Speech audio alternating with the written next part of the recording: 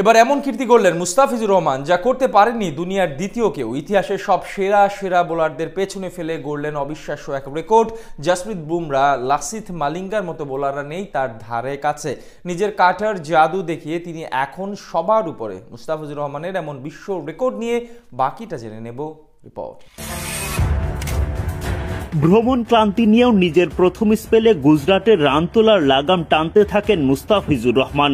বুদ্ধিদীপ্ত বোলিংয়ে তখন চাপে রাখেন দুই ওপেনার শুভমান গিল ও সাই সুদর্শনকে, কিন্তু বাকিদের ওপর চড়াও হয়ে মারকুটে ব্যাটিং করে যান এই দুই ওপেনার। ফলে ডেথ ওভারে বোলিংয়ে এসে তেমন কিছুই করার ছিল না টাইগার কাটার মাস্টারের। অবিশ্বাস্য ব্যাটিংয়ে দিল্লির দেয়া 200 রানের বিশাল লক্ষ্য ছেলে খেলা বানিয়ে ফেলেন গিল আর সুদর্শন।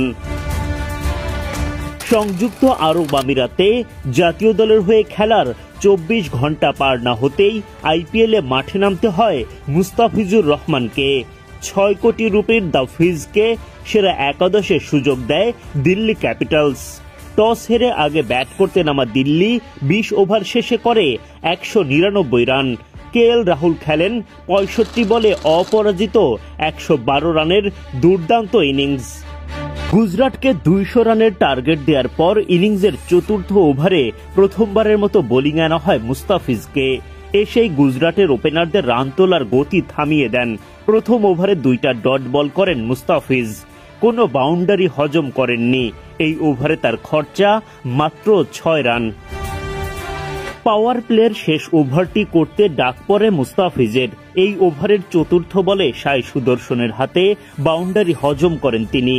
আগের মতো এই ওভারেও 2টো ডট বল করেন। ব্যক্তিগত দ্বিতীয় ওভারে দ্য ফিজের খরচা মাত্র 7 রান। গুজরাটের হয়ে দুর্দান্ত ব্যাটিং করতে থাকেন দুই ওপেনার শুভমান গিল ও সাই সুদর্শন। 12 ওভার শেষে কোনো উইকেট না হারিয়ে দলটি তোলে 115 রান। 15 ওভার শেষে গিল সুদর্শনরা দলকে এনে দেন 154 রান। চাপে পড়ে যায় মুস্তাফিজদের দিল্লি। দলীয় 16তম ওভারে ফের বোলিংয়ে এসে 1 ডট 2 বাউন্ডারিতে মুস্তাফিজ খরচ করেন 11 রান।